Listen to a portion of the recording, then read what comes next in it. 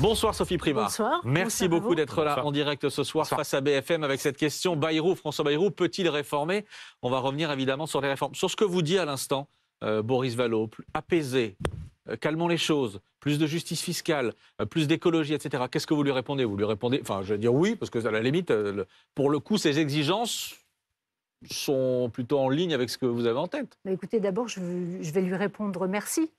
Merci de ne pas avoir voté la censure et d'avoir permis d'apaiser le pays. Un pays, il l'a montré tout à l'heure, qui est fait de Français qui sont inquiets, qui se posent des questions maintenant depuis des mois sur la stabilité politique, la stabilité budgétaire. Et qui, vous savez, on a un indicateur très simple de l'inquiétude des Français qui est le taux d'épargne. Quand les Français épargnent beaucoup, ça veut dire qu'ils sont très inquiets de ce qui va se passer dans les prochains mois. Et ben, on a des taux d'épargne en ce moment qui sont très très élevés, qui prouvent l'inquiétude des Français. Et puis, il n'y a pas que le taux d'épargne, il suffit d'aller se promener sur les marchés, comme on le fait chacun, tout un chacun, sur les marchés, dans les entreprises, pour discuter avec les Français et voir qu'ils sont très inquiets de cette situation budgétaire. Vous vous dites donc, ce soir, pardon, on a eu chaud, vous êtes soulagé? On n'est pas soulagé, on est heureux que la méthode qui a été voulue par François Bayrou, qui est une méthode d'écoute, de dialogue, qui est une méthode de prise de responsabilité aussi quand il le faut, ait fonctionné et nous permette de passer cette étape du budget. Mais nous sommes conscients que ce n'est qu'une étape et nous le faisons avec humilité. Neïla. Sophie Primas, aux socialistes à qui vous dites merci, vous dites merci comme des opposants que vous ne voyez pas venir à votre secours ou comme d'éventuels alliés à venir. On a posé la question à Boris Vallaud de est-ce qu'il pouvait intégrer un gouvernement. Lui dit non, mais de fait, il ouvre beaucoup de portes pour dialoguer. Est-ce que vous vous dites ça peut être un allié? Vous savez, on est dans une situation politique qui est tout à fait inédite. Personne n'est habitué à cette situation politique. Les Français ne sont pas habitués, le gouvernement n'est pas habitué, l'Assemblée elle-même n'est pas habituée. Et je dirais même, puisque je viens du Sénat, que le Sénat n'est pas non plus habitué à cette situation. C'est-à-dire que les mots vous manquent pour qualifier votre relation avec le PS? Cet apprentissage de cette nouvelle formation politique, cette nouvelle façon de travailler, elle ouvre des portes et des combinaisons différentes. Et celle que vous mentionnez, elle est aussi possible. C'est-à-dire d'avoir un groupe qui n'est pas au gouvernement, qui est un groupe qui est résolument dans l'opposition. Et d'ailleurs, vous avez parlé des motions de censure que peut-être le Parti socialiste va déposer. C'est un acte d'opposition qui est réalisé, mais qui en même temps s'assoit à la table des négociations et des discussions au moment où les projets sont très importants. Sophie Primas, est-ce que c'est aujourd'hui, est-ce que les socialistes sont vos principaux partenaires? Est-ce qu'ils sont vos principaux interlocuteurs? Nous n'écartons aucun interlocuteur. Je vous le redis, la méthode même le Rassemblement national? C'est une écoute, on écoute les préoccupations des Français. Et le Rassemblement national, je ne sais pas ils n'ont pas voté la censure. Donc, par conséquent, ils laissent ce budget perdurer et le gouvernement perdurer pour passer à la phase d'action et de réforme. Nous écoutons, nous avons écouté ce qu'ils nous ont dit. Vous leur également. dites merci aussi, comme vous dites merci aux socialistes, vous dites merci au RN ce soir? Merci d'avoir permis au budget de passer, bien entendu, et d'avoir pris leurs responsabilités. Vous savez, il suffisait d'être dans l'hémicycle cet après-midi pour s'apercevoir que ce ne sont pas nos alliés politiques, ils sont en opposition Mais vous avec dites merci aux députés du Rassemblement national. Merci à tous les députés qui n'ont pas voté la censure et qui ont permis à ce budget et à la France d'avoir un budget et aux Français d'être un peu rassurés C'est sur rare la d'avoir une trajectoire. porte-parole d'un gouvernement dire merci aux députés du Rassemblement national. Ils n'ont pas voté la censure, donc ils ont permis aujourd'hui, avec le Parti socialiste et avec bien sûr tous les députés du socle commun en priorité, de passer cet obstacle qui est l'obstacle du budget et qui, encore une fois, est majeur pour Primas, le pays. Il y a quelque chose quand même qui est étonnant quand on écoutait François Bayrou cet après-midi et quand on vous écoute aussi là, c'est que vous êtes les premiers responsables politiques à vous féliciter de l'adoption d'un budget qui ne correspond pas à ce que vous vouliez. Et on a, depuis le début de cette émission, égrené un certain nombre d'éléments que peut-être d'ailleurs les Français découvrent à l'occasion de cette non-censure, des augmentations d'impôts, des augmentations de taxes. Par exemple, dernièrement, Maxime en parlait tout à l'heure, le relèvement d'un seuil de TVA, de la taxe sur la valeur ajoutée pour les micro-entrepreneurs, ce qui veut dire que plus de 200 000 artisans indépendants vont devoir payer la TVA alors qu'ils ne la payaient pas auparavant. Vous dites bravo et merci, malgré tout, collectivement, alors même que ce budget implique ce type d'augmentation de fiscalité? Je crois que la courbe d'apprentissage sur la nouvelle formation politique et sur la nouvelle vie politique doit être aussi un apprentissage des journalistes. Car, pardon de vous renvoyer la question, mais évidemment que ce n'est un budget qui ne correspond pas à une alternance droite-gauche qu'on aurait connue auparavant. Nous sommes obligés de faire un budget qui est un budget d'ouverture, sur lequel nous faisons des avancées, des préoccupations des Français qui sont portées par tel et tel groupe. J'ai entendu personne parmi les formations politiques défendre l'idée que les indépendants et artisans payent la TVA là où ils ne la payaient pas auparavant. Qui défendait dans les négociations cette mesure? Alors, premièrement, cette mesure, juste un petit peu d'histoire, elle est dans le budget depuis novembre. Elle a été votée au Sénat. Oui.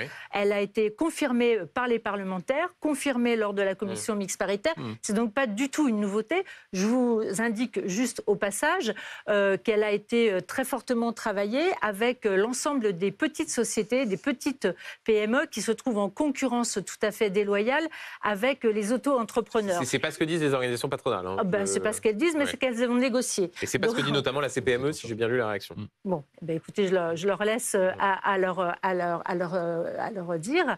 Ça a été négocié au Sénat en novembre. Donc ce n'est pas une découverte. On ne fait pas une découverte en février d'une disposition qui a été mise dans le budget. Donc les hausses d'impôts, vous les assumez toutes. Mais on assume vous, femmes de droite, j'avais cru comprendre que la droite assumait, préférait privilégier les baisses de dépenses aux augmentations d'impôts. Ce n'est pas le choix que vous avez fait à l'occasion de ce budget. On assume tout dans ce budget, qui n'est pas un budget de droite, qui n'est pas un budget de gauche, qui est un budget d'ouverture et de passage pour permettre aux Français de disposer aujourd'hui d'un budget et des moyens de faire une politique qui va d'ailleurs maintenant se tourner vers une politique de 2026 et un budget de 2026. Sophie Primas, on entend très peu de triomphalisme du côté de vos collègues du gouvernement dans le discours de François Bayrou. Pourquoi? C'est parce que vous vivez ce vote ou cette haie passée comme un sursis, mais pas davantage?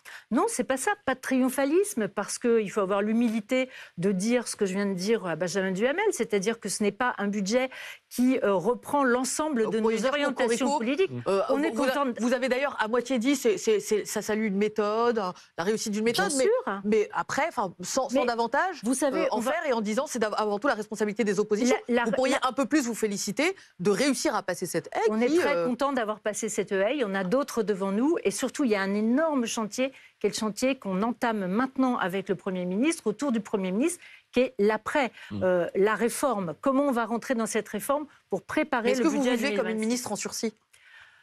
Mais on est tous en sursis, tout le temps. On est tout le temps en sursis. C'est pas une raison pour pas travailler. Donc moi, je suis matin, midi et soir en train de me poser la question de comment on travaille dans cette nouvelle configuration politique avec... Vous vous projetez jusqu'à l'été, On se projette pas. On se projette dans le travail et dans la réforme de l'État. Et alors, très concrètement, Sophie Primas, effectivement, le titre, c'est « Bayrou peut-il réformer ?» Quand on voit une Assemblée qui est autant parcellisée, morcelée, les difficultés à faire adopter, effectivement, par exemple, ce budget, très concrètement, quelles vont être vos priorités pour les prochains mois? Est-ce que vous n'allez pas être totalement paralysé, ne plus rien pouvoir faire? Il y en a comme Édouard Philippe qui disent de toute façon, il ne va plus rien se passer jusqu'en 2027. Eh bien, c'est un point de désaccord avec Édouard Philippe.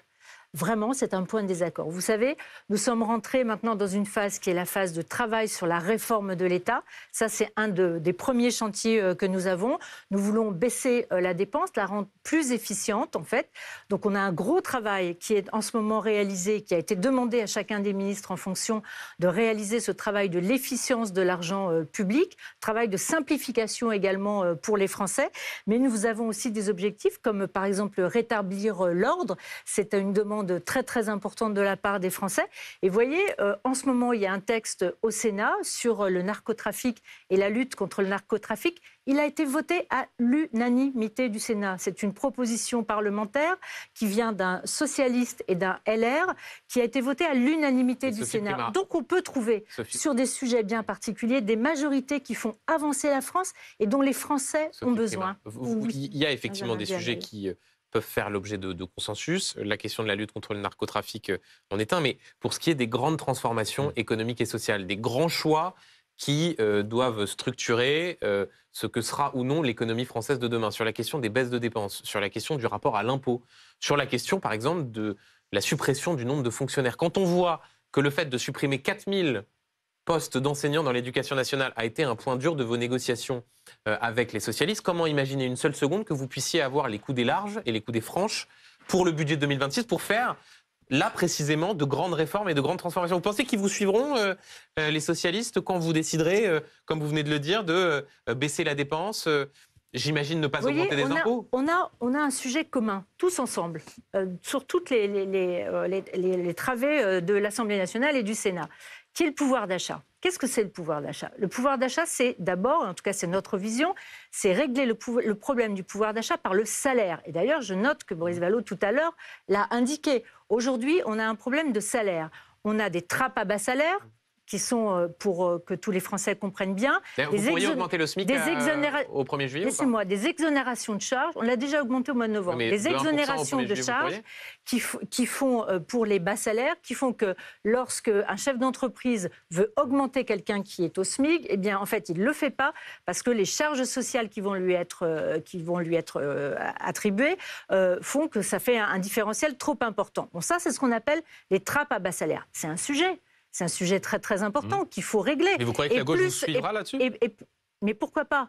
Ça pose la question du financement de l'ensemble de notre sécurité sociale et de notre modèle social. Vous savez qu'aujourd'hui, 1 euro sur 2 dépensé en France, c'est notre modèle social. C'est les retraites, la sécurité sociale et les attributions d'allocations sociales. Est-ce qu'on ne peut pas réfléchir tous ensemble sur le fait que ça ne doit pas peser uniquement tous ensemble, c'est avec qui? sur le travail? Les députés, les syndicats, parce que Boris Vallaud notait précisément que, effectivement, François Bayrou avait évoqué une concertation sur les salaires, mais que pour l'instant, on ne sait pas avec qui, on ne sait pas quand et on ne sait pas pourquoi. Oui, alors la concertation et la conférence sur les salaires, et plus généralement d'ailleurs sur le pouvoir d'achat, enfin sur les salaires, va être mise en place. Je n'ai pas de calendrier à vous donner et de modalités, mais l'engagement du Premier ministre est là. Et la possibilité d'augmenter le SMIC au 1er juillet? Ce qui m'intéresse, c'est d'augmenter ce qui est en bas de page. En bas de fiche de paye de l'ensemble des salariés de France. Oui, c'est-à-dire le salaire net et de réduire la différence entre le brut et le net. Exactement. Donc pas d'augmentation du SMIC. L'augmentation du SMIC aura lieu avec les modalités habituelles, voilà, mécaniques, habituelles.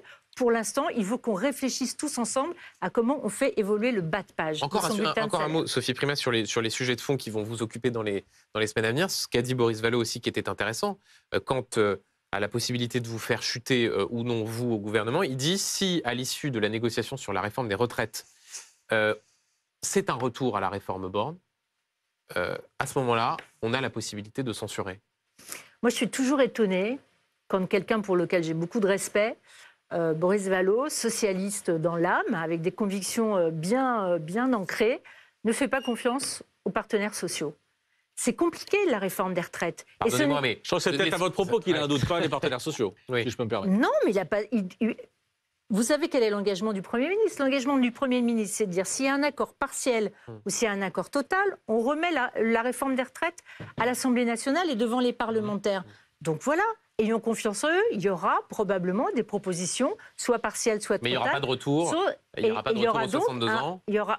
Laissons les partenaires sociaux travailler. Mais vous, à titre personnel, vous avez un avis. Vous êtes sénatrice, vous êtes élue, vous avez des convictions. Ah, mais je suis là comme porte-parole du gouvernement. Vous, votre conviction, c'est qu'on peut revenir sur les 64 ans, oui ou non? Mais j'ai un avis là-dessus, mais qui est mon avis personnel. Dites-nous. Non, mais c'est tout l'honneur d'une femme et d'un homme politique, c'est d'avoir des convictions. Mais bien sûr que j'ai des convictions. J'ai voté pour la réforme des retraites. Je ne vais pas vous dire que je suis contre. J'ai voté pour la réforme des retraites, mais je pense que cette réforme des retraites, elle n'est pas aboutie. Mais revenir sur les 64 ans, à vos yeux, ça serait une erreur. Oui, bien sûr, ce sera une erreur. Vous savez, ce matin, le Danemark, c'est incroyable. Le Danemark n'est pas connu comme étant une démocratie horrible. Et le Danemark est en train de réfléchir pour financer sa défense à une retraite à 70 ans. Alors, je ne suis pas du tout pour la retraite à 70 ans. Et d'ailleurs, je pense qu'il ne faut pas aller au-delà d'aujourd'hui. Des exclamations derrière nous. Bah oui, bien sûr. Mais même moi, je n'ai pas du tout envie de travailler jusqu'à 70 ans. Donc, je n'ai pas de sujet là-dessus. Mais je veux dire que ce temps de travail aujourd'hui, vous savez qu'il y a des critères qui sont des critères paramétriques, qui sont le fait qu'aujourd'hui, on avait il y a une vingtaine d'années 4 salariés qui finançaient une retraite. Aujourd'hui, il y a 1,7 salariés qui financent une retraite. Donc, on a des critères qui sont des critères démographiques, paramétriques. On vit plus longtemps et c'est tant mieux. Il faut financer les retraites plus longtemps. Donc, il faut retravailler. On est sur le même sujet que tout à l'heure sur les retraites. Il faut que l'ensemble de nos prestations sociales ne soient pas financées uniquement par ceux qui travaillent. Sophie Primas, il se trouve qu'on se voit ce soir pour la 2e fois en quelques semaines parce que vous aviez accepté de participer au forum il y a quelques semaines sur ce même plateau. Vous disiez exactement la même chose que ce soir. Ben oui, c'est une certaine cohérence. Mais que ce soit sur les retraites, que ce soit sur les salaires, pour réduire la différence entre le brut et le net, je n'ai toujours pas compris ce que vous souhaitiez faire. Concrètement, comment est-ce qu'on rapproche le brut du net? Qu'est-ce qu'on fait sur les retraites, etc. Je n'ai toujours pas compris concrètement, quelles mesures vous proposiez? Eh bien, je pense qu'on travaille sur notre modèle social et on travaille d'une part à l'efficience de notre modèle social. Ce que l'on peut faire sur l'État, vous savez, les dépenses et les baisses de dépenses qui sont faites dans le budget, elles portent essentiellement là sur le fonctionnement de l'État. Le fonctionnement de l'État, ça veut dire l'ensemble du budget. Donc j'entends M. Vallaud qui se plaint parce que tel budget baisse, mais c'est parce que le fonctionnement de l'État, et on a choisi de faire baisser les dépenses de l'État. Donc on est en pleine cohérence. Donc là, il faut regarder aussi dans notre système social comment on peut améliorer l'efficience de l'action de l'État sur la sécurité sociale, sur les hôpitaux, sur la santé, etc. Et on doit ensuite, lutter on pourra réduire massivement l'écart entre le sur brut et les le net. fraudes. Mais bien sûr, quand on baissera les dépenses sociales par une meilleure efficience de l'argent sur la partie sociale, on pourra baisser les charges. Sophie Primas, toujours avec cette question, François Bayrou peut-il réformer? Quelques questions très concrètes sur ce qui fera l'agenda du gouvernement et ce qu'il pourra soutenir ou non. Il y a une personne dont on parle beaucoup au sein du gouvernement, c'est le ministre de l'Intérieur, Bruno Retailleau, qui, si on prend quelques sujets en vrac, souhaite le rétablissement du délit de séjour irrégulier. Est-ce que le gouvernement, la porte-parole du gouvernement que vous êtes, soutient cette initiative de Bruno Retailleau, le fait de passer par sans doute une proposition de loi et de rétablir le délit de séjour irrégulier? Je soutiens le fait que ça doit aller devant le Parlement, en effet, et que ça doit être discuté devant le Parlement. Tout à l'heure, encore une fois, Boris Vallaud disait c'est le retour de la puissance de l'Assemblée nationale. Eh bien, très bien, moi je suis très favorable à ça. Aura une position qui sera probablement favorable. Voilà. Donc probablement favorable au délit de séjour irrégulier comme le porte avec des Bruno modalités Retailleau. qui devront être discutées devant le Parlement. Mais il y a d'autres lois et d'autres propositions de loi qui arrivent sur ces sujets. Autre point très précis sur l'immigration, et vous êtes sénatrice, la loi immigration était passée par le Sénat avant d'arriver à l'Assemblée, avant d'être censurée partiellement par le Conseil constitutionnel. Ce qui était au cœur du débat, c'était le fait de conditionner la perception de certaines prestations sociales à la durée de résidence sur le territoire français. Bruno Retailleau souhaite rétablir cet élément-là. Est-ce que le gouvernement soutiendra le fait de conditionner certaines prestations sociales à la durée de résidence sur le territoire français? Alors vous savez que Mathieu Darnaud, qui est le président du groupe Les Républicains au Sénat, vient de déposer en début de semaine une proposition de loi. Elle sera donc examinée. Moi, je n'en connais pas encore exactement les modalités. Mais sur le principe? Mais sur le principe, je pense que c'est une réforme qui est souhaitée par une grande partie des Français. Donc le fait de instaurer une forme de préférence entre les étrangers en situation légale et les Français quand il s'agit de ce type de prestations sociales. Ce sont des allocations, des allocations, pas des allocutions, des allocations qu'on dit non contributives, c'est-à-dire c'est par exemple les APL, par exemple, ou les allocations familiales, et c'est pour une durée sur le territoire d'au moins 2 ans. Aujourd'hui, il y a quelques mois. Donc le gouvernement soutient également cette idée-là. Et réfléchir par exemple à la remise en cause ou à la restriction du droit du sol, y compris en métropole. Il a dit qu'il fallait ouvrir une réflexion. Vous seriez d'accord? Le Premier ministre s'est exprimé là-dessus en disant qu'il ne le souhaitait pas. Donc ça, c'est la ligne Retailleau, ce n'est pas la ligne du gouvernement. C'est la ligne personnelle de M. Retailleau. Puisqu'on évoque les textes à venir et sur le droit du sol, et notamment à Mayotte, il y a un examen demain à l'Assemblée nationale par la voie d'un texte proposé par les Républicains, de manière plus large. Qui décide de l'ordre dans lequel les textes vont arriver? Je vous pose la question avec une petite idée sur la réponse, parce que je vois que d'un côté, le gouvernement se réunit pour décider de la suite, mais que de l'autre, les parlementaires vous disent, écoutez, il va falloir que vous nous laissiez la main sur l'agenda parlementaire.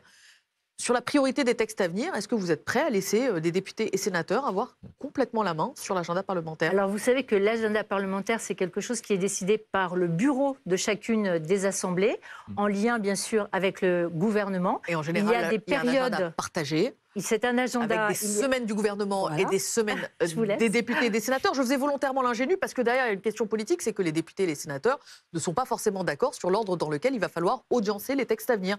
À l'Assemblée nationale, par exemple, Yael Braun-Pivet souhaite que la loi sur la fin de vie arrive très vite, que ce soit un seul et même texte, et non pas 2 textes comme le souhaitait François Bayrou. Là-dessus, qui l'emporte? Le gouvernement, les députés et sénateurs? Ça dépend. Il y a plusieurs façons de faire arriver un texte en examen. Soit c'est un projet de loi et c'est le gouvernement qui le porte et qui l'inscrit dans ces périodes qui lui sont réservées. Soit c'est des propositions de loi qui sont portées par des parlementaires et là, elles sont mises soit dans ce qu'on appelle pas très joliment, des niches parlementaires, c'est-à-dire des espaces réservés à chaque groupe politique, soit elles sont portées par le gouvernement. Donc c'est une négociation que nous avons avec chacune des chambres et chacun des bureaux de chacune des chambres. Sophie Primas, Jean-Luc Mélenchon, en meeting ce soir, meeting à Angers, déclare ceci, on va voir sa citation apparaître. Mélenchon in life. Il est immoral d'être milliardaire, dit-il. Tout ce qui va aux milliardaires a été retiré à ceux qui produisent. Qu'est-ce que vous répondez à Jean-Luc Mélenchon? Je ne réponds pas aux outrances de M. Mélenchon. Je crois que,